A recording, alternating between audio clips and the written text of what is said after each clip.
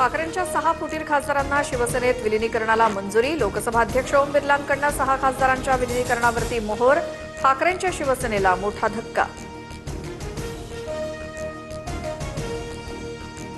ठाकरेंच्या शिवसेनेनं आत्मचिंतन करावं। सर्वसामान्य जनतेला न्याय देण्यासाठी 6 खासदार आमच्या सोबत आलेत। एकनाथ शिंदेंची ठाकरेंच्या शिवसेनेवर टीका।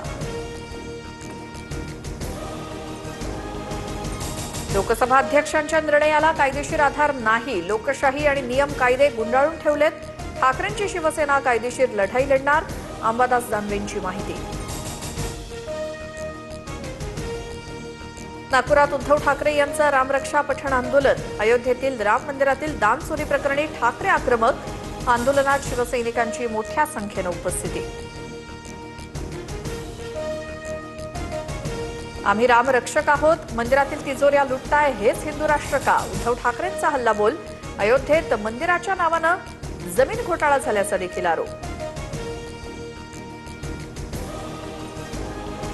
उद्धव ठाकरेंना श्रीराम लक्षात आल्याचा आनंदच। रामाकडे परत गेल्यामुळे त्यांचं अभिनंदन। ठाकरेंच्या रामरक्षा आंदोलनावरती मुख्यमंत्री फडणवीसांची टीका।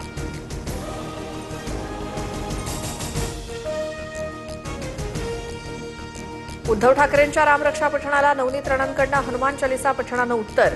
अमरावतीमधील हनुमान गडीवर नवनीत राणांकडून हनुमान चालीसा पठण।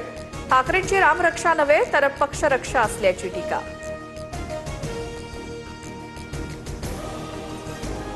सोनम वांगचुक यांना ताब्यात घेत पोलिसांनी रुग्णालयात दाखल केलं। मात्र वांगचुक यांचं रुग्णालयात देखील उपोषण सुरूच।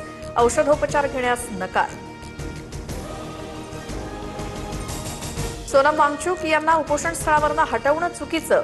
असत्य आणि हिंसा ही मोदी सरकारची मूळ तत्व। राहुल गांधी यांचा सरकारवर निशाणा।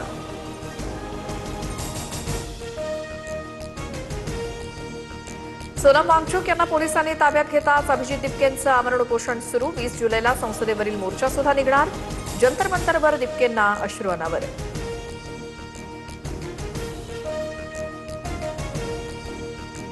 जंतर मंतरवरच्या उपोषण ठिकाणी अभिजित दिपकेंवर शाई फेक। आंदोलनकर्त्यांशी संवाद साधताना एका अज्ञात महिलेनं दिपकेंवरती शाई फेकली।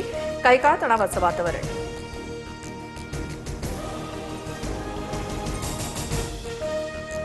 दिल्लीत 20 दिवसांपासून आंदोलन, मात्र सत्ताधाऱ्यांकडून दखल नाही। वांगचुक यांना अटक केली तरी आंदोलन सुरूच राहणार। शरद पवारांचा आंदोलनाला पाठिंबा। शिक्षण मंत्र्यांच्या राजीनाम्याबाबत सरकार बघ्याच्या भूमिकेत असल्याची टीका।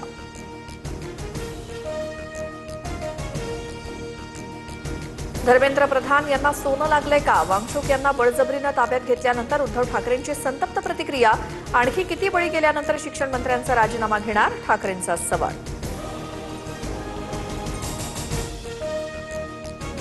एनडीएमध्ये येण्याआधी विलीनीकरण करा। भाजपची राष्ट्रवादी समोर अट। सूत्रांची माहिती। जयंत पाटलांनी मात्र विलीनीकरणाच्या चर्चा फेटाळल्या।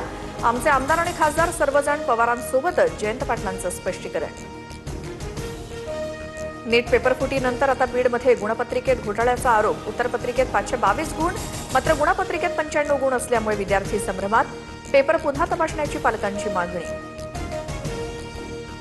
आषाढी वारीतील भाविकांच्या सुविधांचा मंत्री जयकुमार गोरेंकडून आढावा। दुचाकीवरनं पालखी मार्ग आणि दर्शन रांगेची गोरेंकडून पाहणी।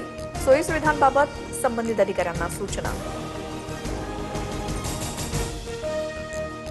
मुंबईमध्ये पुन्हा जोरदार पावसाच्या सरी।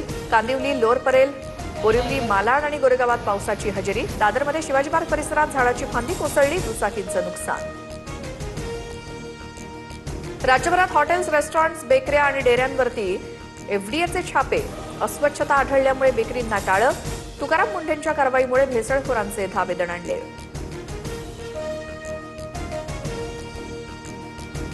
ज्येष्ठ समाजवादी विचारवंत डॉक्टर कुमार सप्तर्षी यांचं निधन। पुण्यात वयाच्या 85व्या वर्षी घेतला अखेरचा श्वास। ते गांधीवादी कार्यकर्ते, लेखक आणि माजी आमदार होते।